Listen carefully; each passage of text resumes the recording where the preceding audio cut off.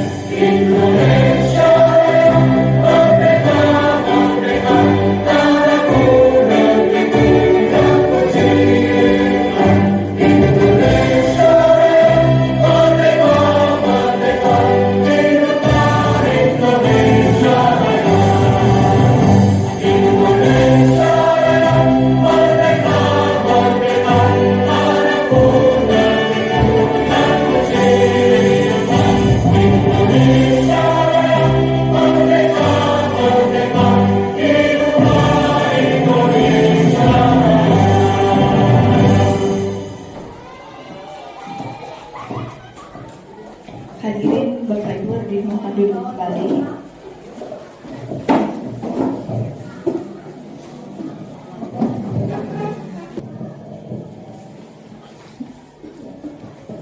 Bismillahirrahmanirrahim. Assalamualaikum warahmatullahi wabarakatuh. Alhamdulillahirabbil alamin wa bihi nasta'inu umuri dunya wa din. Asyhadu an la ilaha illallah wa asyhadu anna Muhammadar Rasulullah. Allahumma shalli ala sayyidina Muhammad wa sayyidina Muhammad. Rabbi shrah li sadri wa yassir li amri wa hlul 'uqdatam min lisani yafqahu qawli. Yang kami hormati Bapak Ibu guru yang hadir pada hari ini, kemudian yang paling kami banggakan Bapak Ibu Melda selaku CGP yang hari ini akan menjadi narasumber untuk pembebasan ya aksi nyata diseminasi tentang disiplin positif. Puji dan puji senantiasa kita ucapkan pada Allah Subhanahu Wa Taala karena berkat hidayah, rahmat serta ridhonya kita berada di ruangan IPA dalam rangka untuk mendengarkan nanti pembahasan dari Bu Melda tentang disiplin positif. Salawat, salam senantiasa kita sampaikan kepada Rasul kita yang telah membawa kita ke alam yang terang benderang, alam yang dari kejadian sampai alam yang sampai saat ini yang modern. Semoga kita nanti termasuk orang-orang yang mendapat syafaat di yaumil akhir. Amin ya rabbal alamin. Bapak Ibu guru, terima kasih sebelumnya sudah bisa hadir di sini. Dalam hal ini sebenarnya saya mewakili Bapak sekolah ini, seyogianya kegiatan ini harus dilaksanakan Ibu Melda pada tanggal Senin tanggal 19 ya, harusnya tanggal 19. Bapak Ibu, ini adalah salah satu kegiatan CGP yang dilaksanakan yang akan diikuti pendidikan guru penggerak yang diikuti oleh Ibu Melda. Jadi Ibu Melda ini harus menyelesaikan salah satu kegiatan ini. Ini adalah disiplin positif, bentuk disiplin positif, modul tentang disiplin positif. Sebenarnya Bapak Ibu, kita kemarin sudah pernah membahas ini di komunitas belajar. Jadi di komunitas belajar, materi ini materi yang sangat banyak. Materi ini mengingatkan kembali kita pada peran kita sebagai seorang guru dan peran posisi gimana kita menerapkan disiplin yang selaras dengan kurikulum merdeka yang diminta oleh kurikulum merdeka. Jadi pelaksanaan, dan itu kayaknya sangat salah sekali dengan kondisi sekolah kita sekarang. Nah nanti Bu Melda akan memaparkan kembali atau mengingatkan kembali tentang disiplin positif yang seharusnya yang sudah kita pelajari. Bapak Ibu sudah pelajari di PNM, waktu itu sudah pelajari di PNM dan sudah kita apa itu segitiga restitusi, kalau nggak salah kemarin waktu di kinerja Bapak Ibu kan kita bahas tentang observasinya tentang disiplin positif. Nah, pada prinsipnya disiplin positif itu banyak bagian-bagiannya. Jadi kita harusnya paham maksud dari penerapan disiplin positif itu, bagaimana kita menumbuhkan keyakinan nantinya kepada siswa, bukan sekadar regulasi yang kita buat, peraturan yang kita buat untuk sekolah, tapi bagaimana menumbuhkan kesadaran yang muncul dari siswa kita sehingga itu menjadi satu keyakinan. Nah, pada saat itu menjadi satu keyakinan, maka itu akan menjadi satu kebiasaan. Kebiasaan itu sesuatu yang kebiasaan positif yang akan muncul di sekolah kita, sehingga lingkungan sekolah kita ini menjadi sekolah yang memiliki kondisi lingkungan belajar yang kondusif, nyaman, menyenangkan bagi siswa. Nah, itu tugas kita. Nah, nanti pada saatnya nanti Bu Melda akan memaparkan kembali apa itu yang menjadi poin-poin yang harus kita ingat kembali Bapak Ibu. Itu saja mungkin pengantar dari saya. Tadi ngomongin wakil kepala sekolah Pak Tanjung itu nggak bisa hadir dengan Pak Hatta karena beliau ke dinas, ada tugas ke dinas. Jadi bukan terpaksa, saya yang harus ada di sini gitu ya, Bapak Ibu. Saya rasa itu saja, nanti akan dilanjutkan dengan Bu Melda. Bapak Ibu diminta untuk menyimak. Ini bukan sekadar pengindasan tugas Bukmelda selesai baik Bapak Ibu, tapi memang benar-benar materinya itu kalau bisa kita ambil, kita serap, kemudian bisa kita terapkan dengan siswa kita, terutama kondisi siswa kita sekarang yang nak tawuran baik, nak tawuran nggak sudah-sudah. Ini kayak kata ketika pagi tadi itu apa namanya itu mendidik anak, kalau anak dewek anak nyebutnya, tapi kalau anak uangi jual dikit 5 juta, mending 5 juta buat nikah.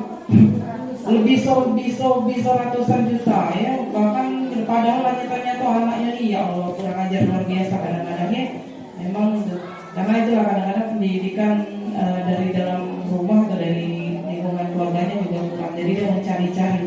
Nah di disiplin positif Bapak Ibu saya sedikit tambahkan, di disiplin positif ini sebenarnya kita mau pelajari juga karakter apa namanya latar belakang siswa. Kalau kita paham dengan apa karakter belakang siswa itu, maka kita tahu harus bersikap seperti apa. Nah itu nanti ya, saya jelaskan. Salah satu saja ada soal yang lebar, nanti lanjut untuk Melda. Saya akhiri dengan Assalamualaikum warahmatullahi wabarakatuh.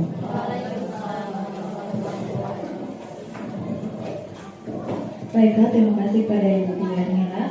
Selanjutnya kita memasuki agenda acara inti, yaitu pemaparan langsung materi diseminasi budaya positif oleh narasumber kita, dan sekaligus nantinya akan dibuka oleh Bu Melda diskusi dan tanya jawab dipandu langsung oleh Ibu Melda. Kepada Ibu Melda, waktu dan tempat kami persilakan.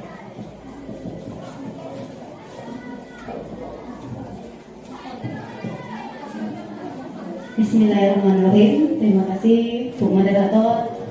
Assalamualaikum warahmatullahi wabarakatuh. Terima kasih Bapak Ibu yang sudah meluangkan waktunya untuk mengikuti salah satu kegiatan saya di CGP ini ya. Sebelumnya saya ucapkan yang terhormat dulu ya untuk Ibu hari ini diwakili oleh Ibu Ernila karena Ibu Kepala Sekolah tidak sempat hadir karena mengikuti dinas luar. Kemudian yang terhormat juga untuk teman-teman Bapak Ibu guru sekalian. Di sini lebih ke sharing ya Bapak Ibu. Saya tuh tidak mau kalau dikatakan apa tadi itu narasumber ya, karena ini lebih ke sharing, kita berbagi ya, berbagi apa yang sudah saya dapatkan selama mengikuti CGP ya. Nah ini sudah sampai ke modul 1.4 ya. Perlu Bapak Ibu ketahui di CGP itu ada 3 modul ya Bu Dwi ya. Ini baru modul ke-1. Nah modul ke-1 ini ada 4, modul 1.1, 1.2, 1.3, dan ini sudah sampai ke 1.4. Nah ini adalah terakhir modul 1.4.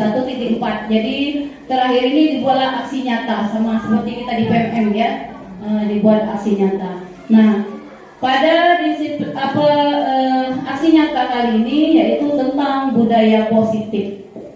Mungkin ini tidak asing lagi ya, kita sudah pernah di PMN ya mengikuti pelatihan mandiri ya. Baiklah Bapak Ibu, langsung saja.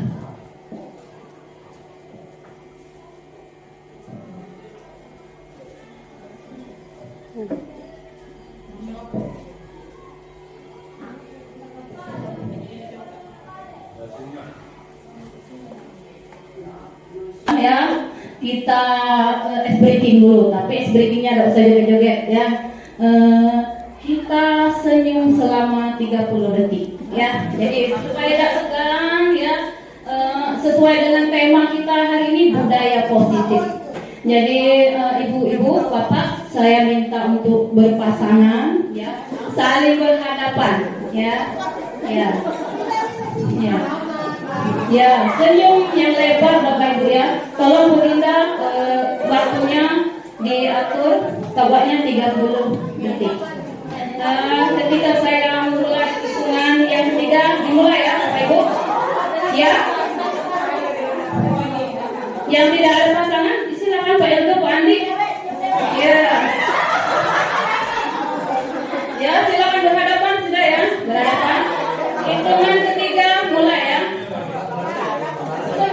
Senyumnya yang lebar.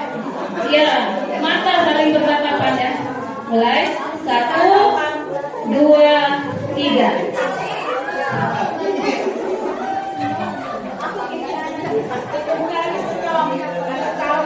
Iya.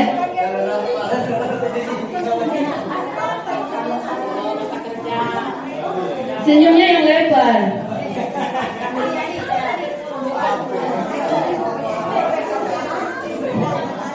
Sudah, ya sudah. Ada yang senyum, ada yang tidak, ya. Ya, semoga kita tetap bersemangat ya. Ya, baik, terima kasih Bapak Ibu sudah mengikuti briefingnya. Sekarang kita lanjut ke materi kita ya. Nah, materi kita tentang budaya positif. Sebelumnya saya ingin bertanya pada Bapak Ibu ya, boleh? Boleh. Apa itu budaya positif menurut Bapak Ibu? Ada yang bisa bantu jawab? Ya? Budaya positif. Silakan Bu Yuli. Menurut saya budaya positif itu perilaku sehari-hari yang baik Bu, yang perlu diterapkan pada siswa dengan memberikan contoh. Kita yang terlebih dahulu membuangkan sampah pada tempatnya. Itu saja Bu, terima kasih. Terima kasih Bu Yuli. Jadi intinya budaya positif itu perilaku yang baik ya. Ada lagi yang mau menambahkan? Tidak? Tidak ada lagi? Nah, itu benar ya, perilaku yang baik yang sudah disebutkan oleh Bu Yuli. Nah, sekarang pertanyaannya, apakah di sekolah kita sudah tercipta budaya positif tersebut? Yang sudah kita laksanakan Bapak Ibu? Hal-hal yang baik, ada yang bisa memberi contoh? Bu Ranita? Menurut saya di sekolah kita sudah tercipta budaya positif. Salah satunya mungkin ada beberapa, misal pada saat guru tiket yang memberikan contoh langsung menyapu seperti itu, bukan hanya menurut siswa saja.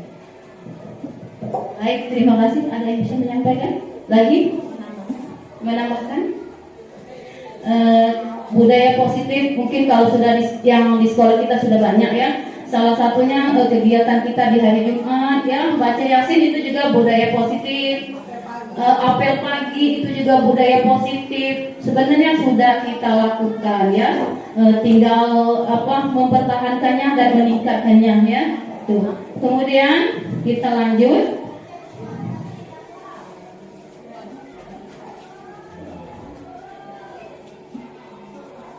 Nah, ini pengertiannya Bapak Ibu ya. Jadi budaya positif itu adalah budaya nilai-nilai keyakinan-keyakinan dan kebiasaan-kebiasaan di sekolah yang berpihak pada murid agar murid dapat berkembang menjadi pribadi yang kritis, penuh hormat dan bertanggung jawab. Itu pengertian dari budaya positif.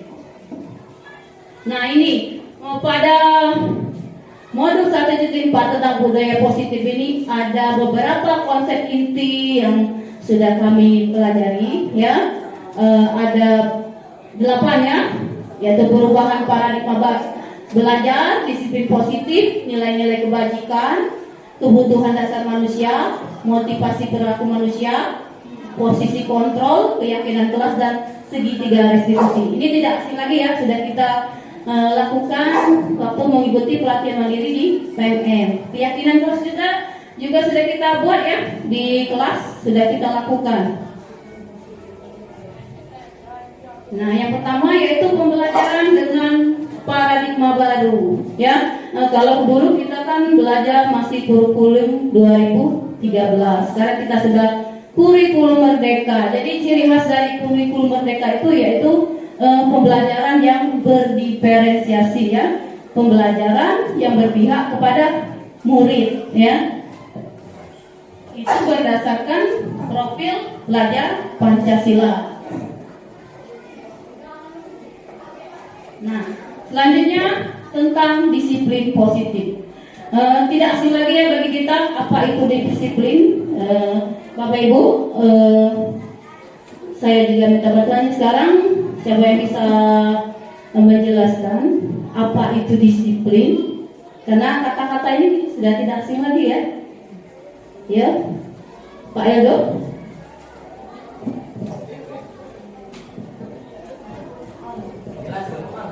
Apa itu disiplin? Kalau menurut saya disiplin itu menuruti aturan.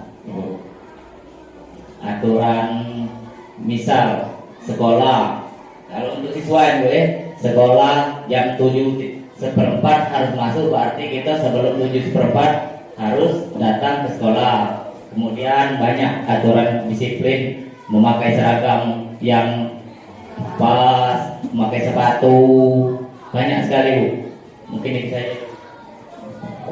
Ya, terima kasih Pak Eldo. Jadi menurut Pak Eldo disiplin itu menaati aturan ya, betul. Ada lagi Bapak Ibu yang mau menambahkan? Tidak ada lagi. Jadi disiplin itu berasal dari bahasa Latin ya, yaitu disciplina, yang artinya belajar ya. Jadi disiplin ini mengacu pada disiplin diri yang memiliki tanggung jawab terhadap apa yang dilakukannya berdasarkan nilai-nilai yang diyakini. Nah, sebagai pendidik tujuan kita adalah menciptakan peserta didik yang memiliki disiplin diri sehingga dapat mereka berperilaku mengacu pada nilai-nilai kebajikan universal dan memiliki motivasi intrinsik dalam perubahan perilaku ke arah yang lebih baik. Itu pengertian disiplin positif. Nah, ini nilai-nilai kebajikan ya. Nilai-nilai kebajikan ini nilai yang baik ya. Sudah sering kita dengar, terutama pada profil pelajar Pancasila, yaitu ada 6 ya, 6 dimensi: beriman dan bertakwa kepada Tuhan Yang Maha Esa, dan berakhlak mulia, berbinekaan global, bergotong royong, mandiri, kreatif, dan bernalar kritis. Itu salah satu contoh nilai kebajikan ya, nilai yang baik-baik. Nah, itu banyak lagi menurut organisasi. Itu ada menurut Ibu Primary Years Program PYP, dan ada lagi keterampilan hidup atau life skill. Itu semuanya nilai-nilai kebajikan yang sudah disepakati oleh organisasi tertentu ya. Nah, sekarang kita lanjut ke kebutuhan dasar manusia ya. Kebutuhan dasar manusia itu Bapak Ibu sudah pernah mendengar ada berapa kebutuhan dasar manusia? Nah, ini kebutuhan dasar manusia. Di situ ada berapa? Ada 5, yang tengahnya tertinggal ya. Jadi ada yang pertama, bertahan hidup. Kebutuhan kita bertahan hidup ya. Kemudian kasih sayang. Kita perlu ya kasih sayang, kekuasaan, kesenangan, dan kebebasan. Nah, inilah yang ada pada diri murid ya. Murid itu mereka tuh melakukan sesuatu itu karena ada dasarnya ya. Nah, terkadang kita tidak memahami, kita menyalahkan mereka tanpa kita tahu kebutuhan mereka itu apa. Apakah mereka kurang kasih sayang ya, apakah karena mereka ingin bebas ya. Nah, disitulah peran kita sebagai guru untuk lebih mengetahui kebutuhan dasar apa yang mereka perlukan ya.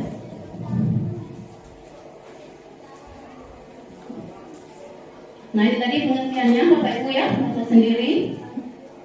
Nah, sekarang kita contohkan ya perilaku siswa. Di sini ada memukul teman yang menghinanya. Jadi kebutuhan dasarnya apa sebenarnya? Kekuasaan ya, merasa hebat ya. Jadi itu kebutuhan dasarnya, kekuasaan.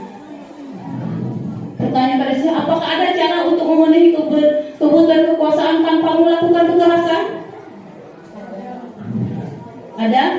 Bagaimana caranya Bapak Ibu? Mereka melakukan kebutuhan dasar kekuasaan tanpa kekerasan. Itulah peran kita ya Bapak Ibu. Selanjutnya, menjatuhkan teman saat teman sedang berjalan di lorong sekolah, saya main-main ya. Mungkin kesan kita marah, tapi mereka itu kebutuhannya untuk senang, bercanda ya, hanya bercanda. Nah, apa yang seharusnya dilakukan murid itu supaya bercandanya itu tidak menyakiti orang lain. Itu yang kita perlu pikirkan biar tidak terjadi ya. Nah ini kebebasan ya, lanjut. Nah Bapak Ibu sekarang kita lanjut ya, sudah. Kita lanjut ke teori motivasi perilaku manusia. Bapak Ibu saya punya pertanyaan ya. Saya minta untuk ditanggapi pertanyaan ini berkaitan dengan teori motivasi perilaku manusia. Itu ada pertanyaan. Sebagai seorang guru, saat Anda hadir mengajar di kelas tepat waktu, motivasi apa yang mendasari tindakan Anda? Misalkan Bu Yuli pagi-pagi ke sekolah, cepat-cepat masuk kelas. Apa Bu Yuli motivasinya? Iya Bu Yuli. Motivasi saya pertama dari awal Bu ya, dari pintu gerbang mengajak siswa aktif dulu, apakah pakai sepatu, kelengkapan atribut, apakah mereka menggunakan dasi dan rompi.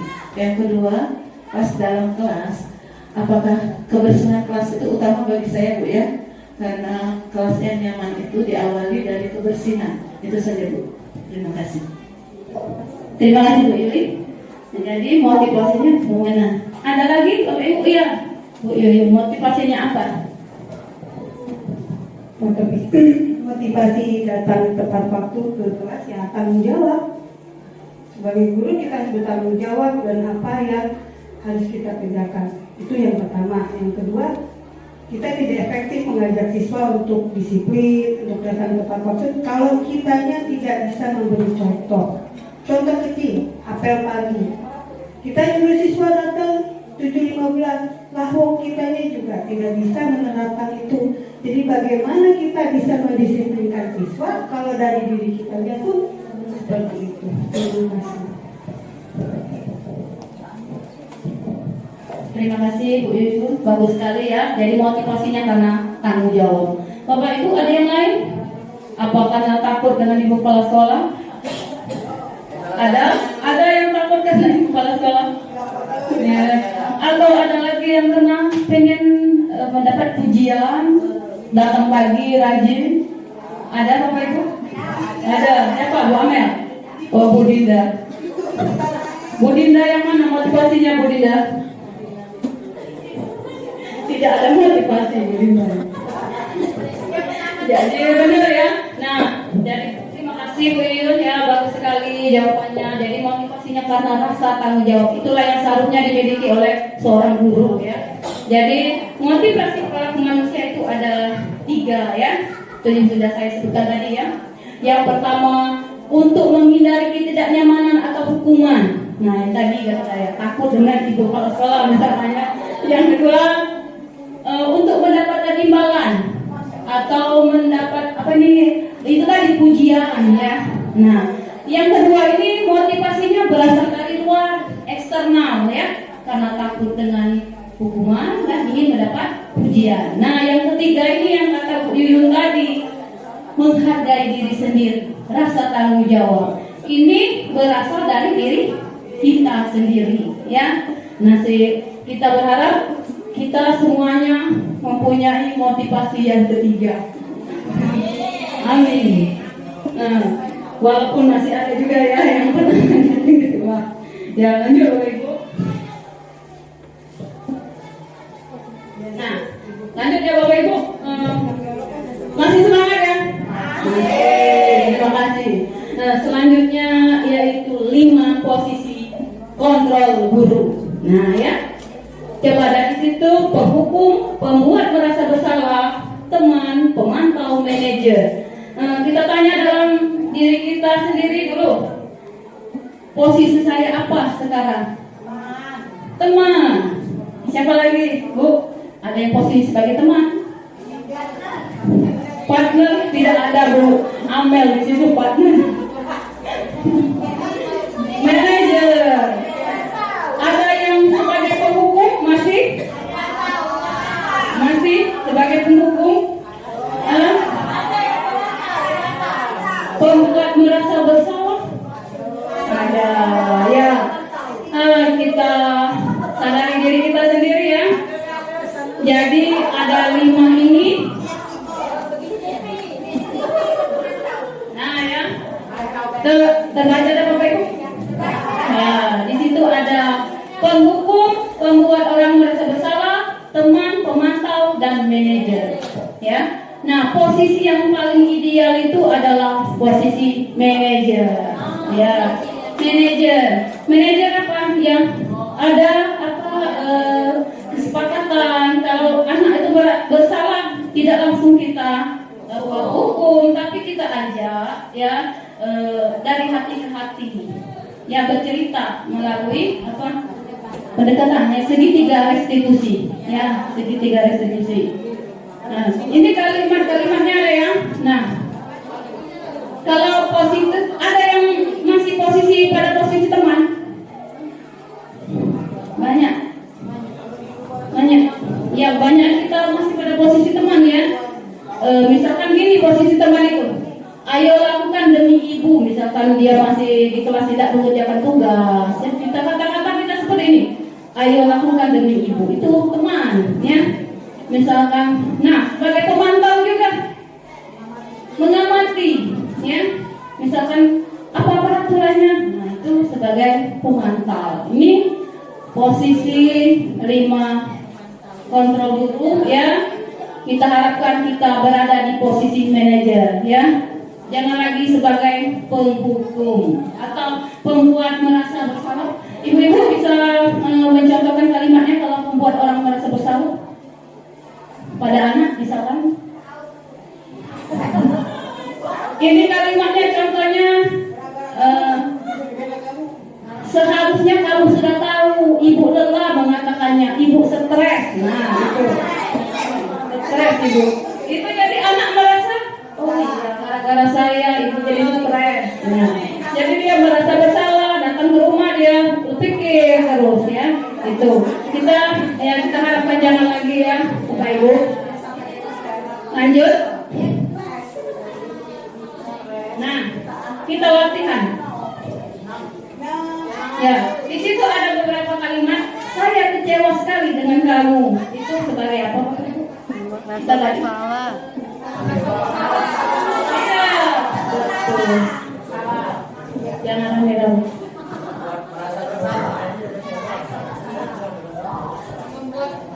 Saya kecewa sekali ya. Itu termasuk kategori yang merasa bersalah tadi. 7. Boleh nanya apa? Kira-kira kita membuat siswa merasa bersalah itu baik atau tidak? Oh, gitu. Kan yang begini, kalau dari sisi saya biasanya kalau kita tuh sudah mengakui bahwa kita bersalah, mudah-mudahan biasanya kita mau menuju kebaikan itu kita harus tahu dulu bahwa kita itu pernah salah. Berarti boleh kita membuat siswa merasa bersalah untuk di suatu situasi. Bagaimana? Ya, baiklah. Tadi kan ya boleh. Terima kasih Bu Yuyun ya. Jadi tadi kan posisi seharusnya kita yang ideal itu sebagai control manager ya. Nah di sini pada posisi apa tadi membuat orang merasa bersalah itu dampaknya pada anak yang kita pikirkan ya. Di sini, nah di bawah itu ada bawah sekali ya dampak pada murid jika kita sebagai pembuat merasa bersalah, anak akan merasa rendah diri ya, rendah diri ya. Boleh nggak itu Bu Dwi?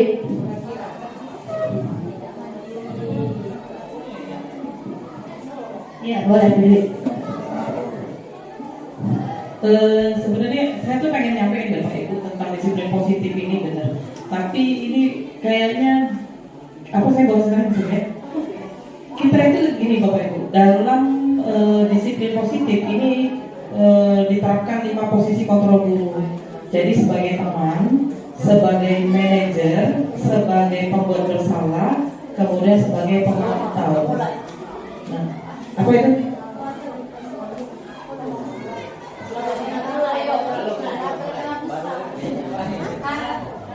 Bapak Ibu. Jadi 5 posisi kontrol guru ini kita lanjutkan dengan ini saya terpaksa nyampein Bu Maldanya, maaf sebenarnya.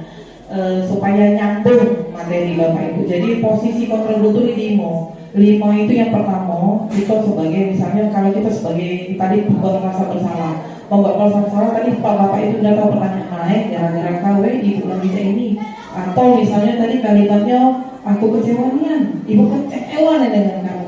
Nah itu dampak psikologinya ke anak. Ini sudah melalui ini materi ini Bapak Ibu dibuat orang sudah melalui penelitian. Artinya mereka bukan sekadar teori, tapi memang sesuatu sudah ditelaah, diteliti dan memiliki dampak psikologi bagi anak. Jadi anak itu rata-rata misalnya atau kalau gitu biasa deh. Tidak Bapak Ibu. Pada prinsipnya anak itu dia merasa bersalah ketika kita deh, tidak usah anak deh, kita sesama teman. Gara-gara kau, kita kepikiran. Nah itu dampak psikologinya. Dampak psikologi anak yang sudah merasa aku bersalah, dia akan merasa mempersalahkan dirinya terus. Aku terus yang salah. Dia tuh. Nah itu tidak baik sebenarnya. Anak seperti itu, dia kadang-kadang tidak merasa belum apa-apa. Sudah aku juga yang disalahkan. Nah itu sudah kenal psikologi. Secara kenal psikologinya. Nah yang seperti itulah kalau bisa kita tidak lagi memperlakukan anak seperti itu akan dibawa dia sampai dewasa Bapak Ibu. Itu yang pertama. Itu dampak yang sebagai peran guru ketika guru membuat anak ketika guru berperan sebagai pembuat rasa bersalah. Kalau misalnya peran guru membuat dia sebagai partner kawan. Misalnya nih, kau ceritalah sama aku. Kemudian, iyalah, hargailah aku. Nah, seolah-olah tenang. Ada dampak psikologinya. Kadang-kadang dia merasa cuma menghargai ini saja, tapi dia tidak merasa punya tanggung jawab. Selepas itu saja. Ya, lebih kurang. Nah, di situ Bu Melda kasih contoh lagi. Misalnya kamu tidak pernah benar melakukannya. Nah, ini juga. Kira-kira kalau kalimat seperti ini Bapak Ibu membuat Anda merasa bersalah, kan? Nah, ada lagi posisi guru yang merasa pemantau. Misalnya, si ini tidak menjaga tugas. Kau menjaga tugas tak? Oke? Baik, kau 1 kali, 2 kali. Nah, kau tidak. Kadang-kadang kita perlu ada posisi merasa di posisi pemantau pada saat anak itu dibutuhkan masalah. Tapi kita hindari untuk berada di posisi merasa bersalah. Jadi pemantau apa yang menjadi tugas dia? Kita sebatas memantau saja. Tapi kalau posisi kita sebagai manajer, nah yang dimaksud posisi sebagai manajer itu ketika anak bersalah. Contoh Bapak Ibu kita buat keyakinan kelas. Contoh ya. Saya kasih contoh nomor 1, atribut tetap lengkap. Suka anak yang kita kesepakatan kelas. Kesepakatan kelas itu bukan keyakinan kelas. Kesepakatan kelas adalah langkah awal untuk bisa menjadi keyakinan kelas. Kalau keyakinan kelas itu artinya sesuatu itu anak-anak lakukan dengan kesadaran dia, bukan karena aturan yang kita buat. Makanya dalam membuat peraturan kelas tidak boleh ada kata negatif, tidak boleh ada kata tidak boleh, dilarang. Tidak boleh kalimat-kalimat seperti itu, kata-kata itu seperti ada. Misalnya, tidak boleh datang terlambat. Kita ganti dengan kalimat datang tepat waktu. Tidak boleh tidak pakai dasi, tapi kita ganti dengan kalimat memakai atribut sekolah dengan lengkap atau tertib. Nah, ketika anak melanggar pada saat satu keyakinan kelas, nah ini fungsinya Bapak Ibu. Ketika Bapak Ibu mengubah satu keyakinan, bukan sekadar nempel, Ibu Bapak Ibu buat tempel misalnya nih 1. Ketika Bapak Ibu masuk, kayak dulu Bapak Ibu kita masuk materi, kita ingatkan lagi keyakinan kelas kita. Misalnya nih, yang pertama atribut kelas. Oke. Ayo kita baca sama-sama lah keyakinan kelas kita apa? Iya Bu, nomor 1. Sudah atribut sudah lengkap belum? Sudah. Masing-masing coba lihat. Ketika kita ada yang nggak, siapa Bu? Nanti ketika si ini pada saat si A melanggar, misalnya si Joni melanggar, dia melanggar tidak pakai dasi. Kita boleh tanya, kenapa tidak pakai dasi? Apa sebab kau tidak ada dasi? Sudah, iya kok dasi aku ketinggalan. Nah, jadi kalau si kau ketinggalan, kau terkategori cak mana? Dengan apa yang sudah kita sepakati, kan itu bukan peraturan ini. Kita kan ngomong dengan anak kan bukan peraturan. keyakinan, kesepakatan yang kita buat bersama, ya kan? Nah, keyakinan yang kita buat bersama berarti kamu melanggar tak dengan apa namanya keyakinan yang kamu buat? Iya Bu. Nah, jadi kalau sudah melanggar tuh nak cak mana seterusnya? Pertanyaannya harus muncul kayak itu Bapak Ibu. Jangan kau besok cak ini. Nah, yang harusnya tidak perlu kita keluarkan, tapi kita ngomong kau seharusnya kayak mana? Seharusnya kayak mana kalau kita kira sudah melanggar? Iya aku tidak do, nah ini aku besok nak pakai misalnya. Nah, kalimat yang dia muncul dewek itulah Bapak Ibu kita manfaatkan, kita ambil. Oh misalnya nih, oh ya besok aku nak bawa, yakin kau bawa besok. Aku lagi, ini cak mana kalau kau tidak bawa? Balik lagi dengan pertanyaan dia lagi. Apa ya? Sehingga dia tuh memunculkan kesadaran dia bahwasannya, oh aku ini tadi memang aku lah bikin kesepakatan, aku dia yang melanggar. Sehingga pada saat kaget ketemu sekali lagi, dia setidaknya berubah sedikit, Bapak Ibu. Kalau terjadi perubahan sedikit, artinya itu sudah mulai bergeser masuk keyakinan kelas yang akan kita pakai. Apa kita ini? Kalau setiap siswa kita terapkan itu, insya Allah, dan itu tidak bisa jespleng. Misalnya dari sini bola, langsung jadi tidak bisa. Karena merubah perilaku kita pun, tidak usahkan orang anak-anak, merubah perilaku orang dewasa, itu pun perlu proses yang panjang. Kita tuh cuma jalani, cak itu maksudnya. Paham ya Bapak? Nyambung ya masyarakat? Nah jadi kalau misalnya kita pada saat ini kayak itu tadi, apa namanya itu? Ajak kamu, gali lagi, apa yang membuat kamu ini? Gak usah kita vonis. Kau nah ini, apalagi kalau misalnya pada saat kau gitu langsung menjudgment Bapak Ibu. Oh kau nih, kebiasaan kau nih ada, itu sudah judgment. Sebenarnya kalau dalam ituan kategori bully juga itu sebenarnya. Tapi, nah makanya bagaimana caranya supaya kita merubah paradigma cara berpikir kita tidak lagi menjudgment anak. Ya, saya coba terapkan. Saya sendiri, aku dewek ngalami di 93 itu Bapak Ibu. Jam terakhir luar biasa, kurasa yang ngajar di 93 tahu ya. Tapi saya coba terapkan dengan itu dan ternyata lumayan. Aku tidak perlu marah-marah Bu, aku tidak mengeluarkan energi, cuma aku datang. Mengapa kau tidak datang? Kau 2 kali tidak. Nah, misalnya. Terima kasih Bu Tuli atas masukan dan penjelasannya ya. Jelas ya Bapak Ibu. Nah, sebenarnya ini ada di itu karena tinggal nambahin ya Bu. Ya. Jadi ini tadi sudah ya, siapa yang mengatakan ini posisi kontrol kita tadi ya. Nah, coba kalau posisi kontrol yang ke-6 kalimatnya kamu selalu yang paling terakhir.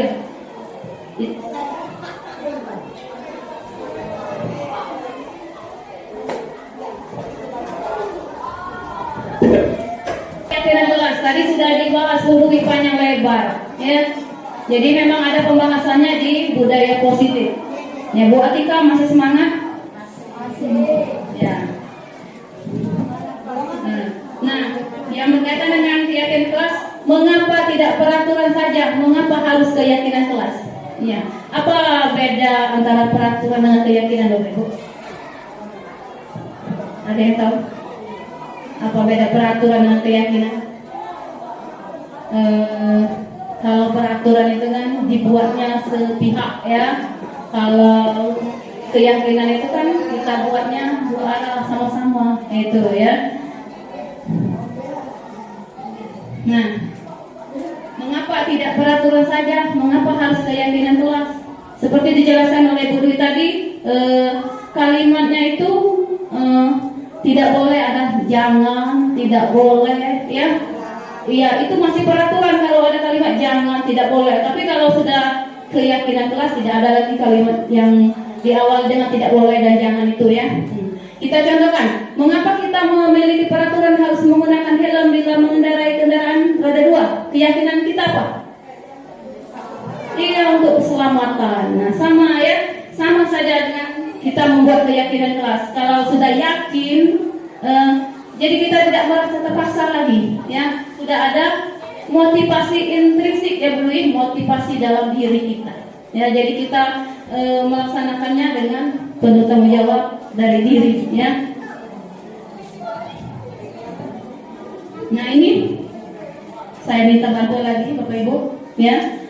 Ada peraturan di sebelahnya masih kosong. Ini ada kalimat masih dalam bentuk peraturan. Kita ubah beberapa saja contohnya, misalnya selalu kembalikan buku ke tempatnya. Kira-kira itu apa keyakinannya?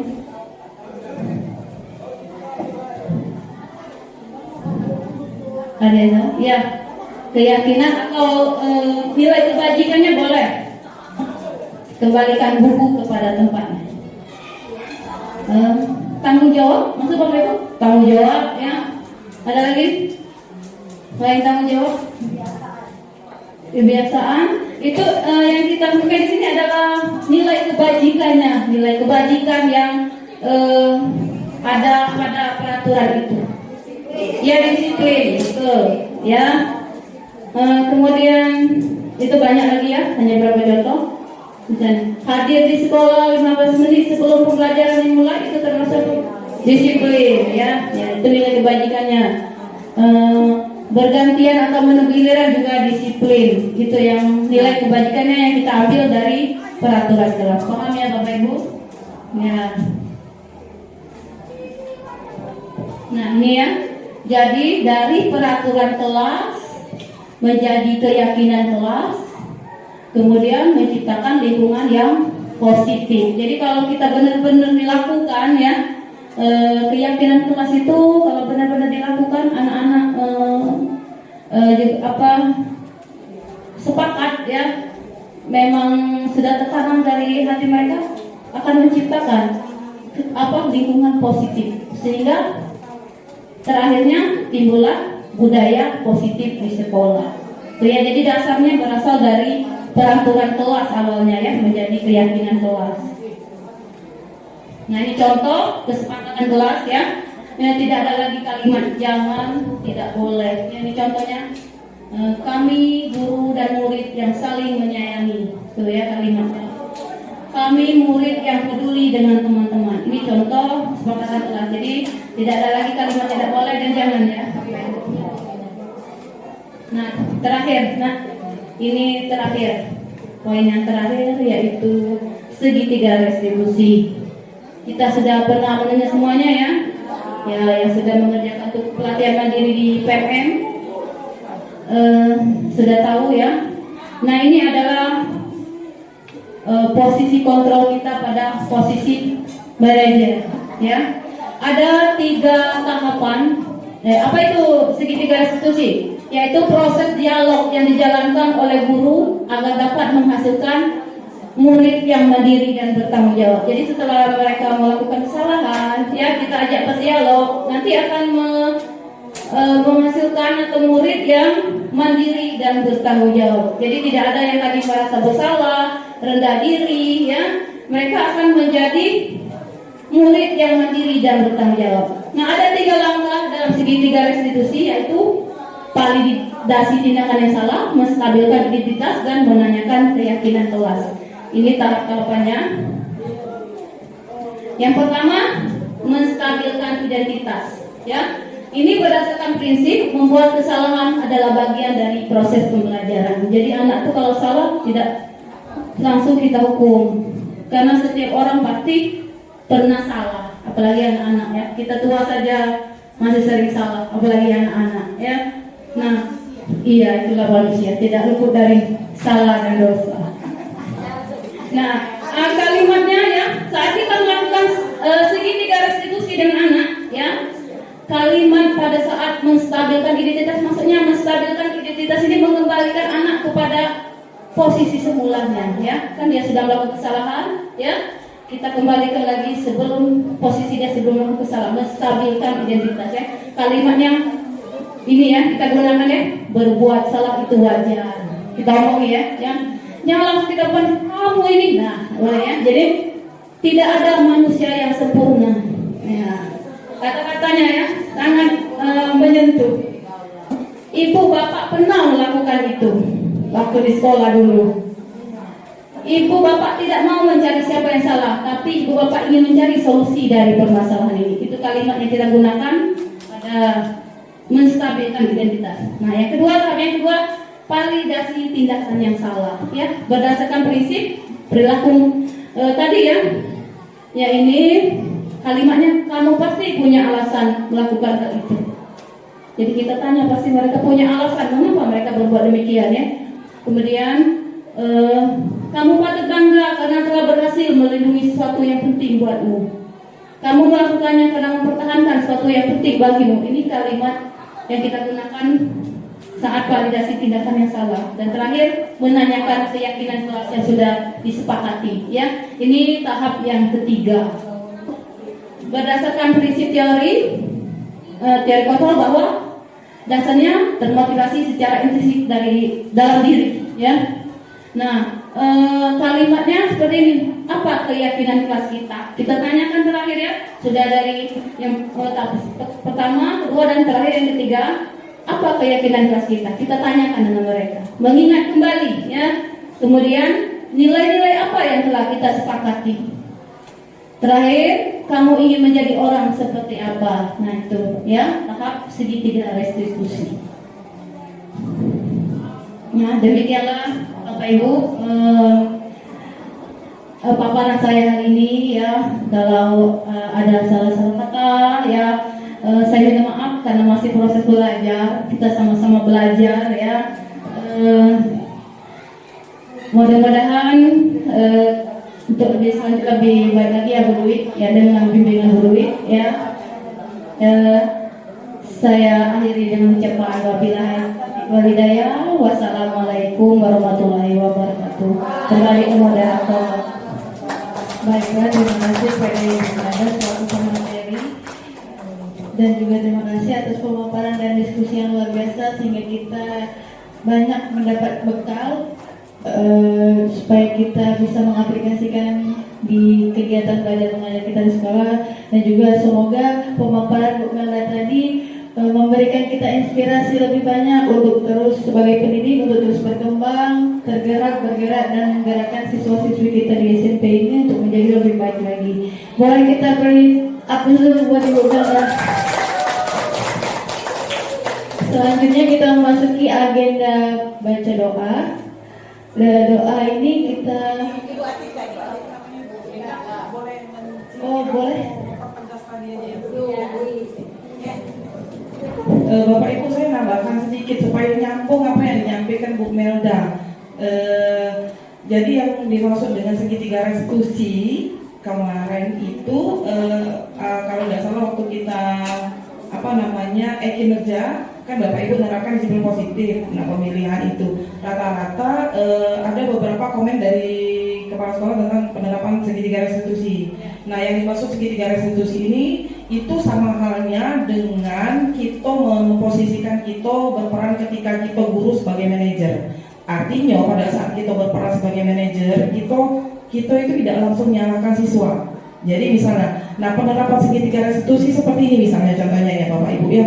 Tadi sudah saya sampaikan dari awal. Misalnya si anak, misalnya contoh kemarin kasusnya Sodikin. Satu kasus Sodikin baik. Ini yang bersentuhan langsung, saya juga langsung mereka. Contoh, jadi ketika tadi segitiga restitusi ada 3. Pertama tadi apa Bu? Validasi. Apa Bu? Validasi Tindakan. Stabilkan identitas. Yang kedua, validasi tindakan. Yang ketiga, menanyakan keyakinan bukan cuma keyakinan kelas, tapi keyakinan apa yang harus mereka. Nah, jadi yang pertama yang dimaksud dengan validasi, saya itu identifikasi tindakan tadi ya. Nah, jadi kita tuh langsung bertanya ke anak, ngapo sampai kayak gitu. Nah, itu ya, identifikasi dulu tindakannya itu. Nah, sudah, pancing anaknya supaya, aku merasa bersalah, aku gak suka. Kayak kemarin waktu Sodikin didatengin kakaknya itu, saya tanya, ngapo? Aku gak terima Bu. Dia tanya, aku gak terima aku gak mau tiga. Seolah-olah dia lebih power dia. Nah, pada prinsipnya hal itu Ibu Bapak Ibu terjadi. Manusia ini kan punya otak mamal itu otak hewan. Jadi otak hewan ini akan bereaksi kalau kita dalam kondisi terjepit. Itu setiap manusia berlaku. Jadi kalau terjepit, otak mamalianya tuh, otak bertahan hidup istilahnya tuh Ada yang spontan langsung balas, ada yang spontan langsung kayak gini, ada yang spontan dia langsung tunggu strategi apapun apa ini. Nah itu ya, setiap orang pasti ada. Itu tidak usah dibohongin lagi, dan itu memang hasil ini faktanya gitu. Nah jadi pada saat itu kita ini dulu tindakannya, validasi dulu tindakannya, ya. Setelah kita memvalidasi menstabilkan identitas Tio, kita ini dulu ngapo kok nyelekin itu. Oh ya sudah, biasa kan kalimat yang harus kita keluarkan biasa, jangan langsung dicucuk kali lagi.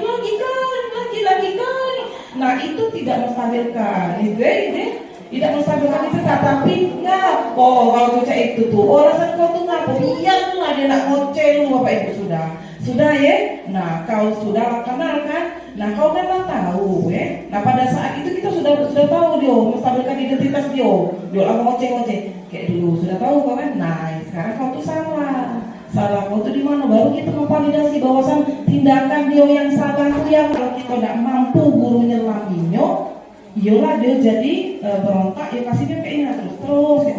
Yang ada kadang-kadang kan kondisi kita nak marah, nak ini sama-sama. Tapi coba kalau itu mudah, supaya mana caranya kalau kita baru menumbuhkan keyakinan intrinsik dengan dia untuk sesuatu yang salah itu tidak dilakukan. Itu saja. Terima kasih Bapak Ibu. Baiklah, terima kasih kepada Ibu Angela. Selanjutnya kita memasuki agenda doa yang hari ini diwakilkan oleh Ibu Atika. Kepada Ibu Atika, waktu dan tempat kami persilakan.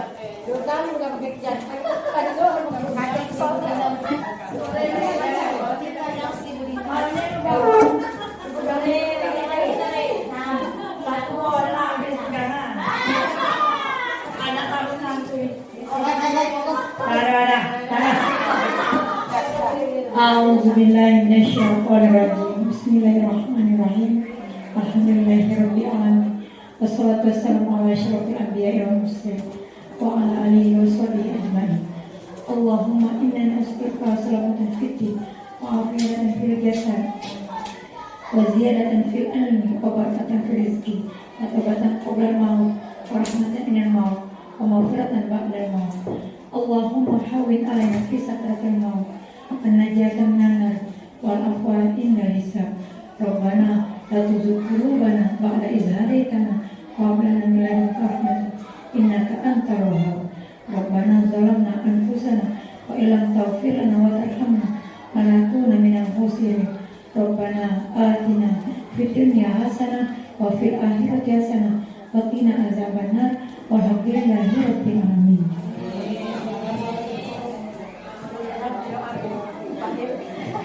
Terima kasih kepada Ibu Atika. Terima kasih kepada pemateri untuk kesempatannya pada pagi hari ini, dan terima kasih juga untuk pesertanya Bapak Ibu yang telah meluangkan dan menyimak kegiatan kita pada hari ini dari awal sampai akhir, yang sangat banyak memberikan kita manfaat.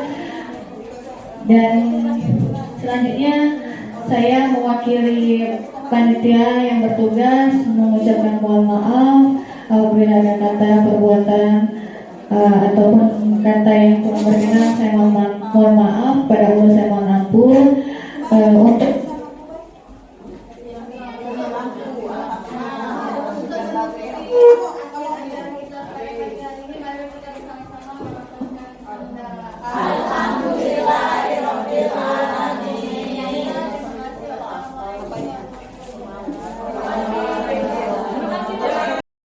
Assalamualaikum warahmatullahi wabarakatuh. Perkenalkan, nama saya Nunda Sagi. Saya merupakan guru mata pelajaran PJOK di SMP Negeri 1 Tuagelang. Setelah mengikuti diseminasi tentang budaya positif yang dipaparkan oleh Ibu Melda SPD, saya mendapatkan beberapa pengetahuan untuk melakukan budaya positif, baik itu di lingkungan sekolah maupun saat kegiatan belajar mengajar dalam kelas kepada peserta didik. Semoga apa yang telah disampaikan Ibu Melda bisa bermanfaat untuk saya maupun peserta didik dalam melaksanakan budaya positif supaya bisa menjadi lebih baik dan lebih baik lagi. Sekian, wassalamualaikum warahmatullahi wabarakatuh. Assalamualaikum warahmatullahi wabarakatuh. Perkenalkan, nama saya Amalia, guru bidang studi seni budaya di SMP Negeri 1 Tuagelang. Setelah saya mengikuti diseminasi yang dipaparkan oleh Ibu Melda SPD, saya mendapatkan beberapa pengetahuan baru dan menjadi paham apa itu budaya positif yang seharusnya dilakukan oleh guru pada peserta. Semoga Ibu Melda makin sukses ke depannya. Terima kasih. Keyakinan kelas merupakan metode untuk mengembalikan disiplin positif yang disadari oleh motivasi intrinsik. Adapun tujuan dari keyakinan kelas yaitu menumbuhkan keterlibatan murid dalam membentuk keyakinan kelas untuk mencapai kelas impian bersama guna pembelajaran yang efektif, mewujudkan merdeka belajar berpihak pada murid, menciptakan komunikasi segala arah antara guru dan murid-murid, membiasakan budaya dan disiplin positif.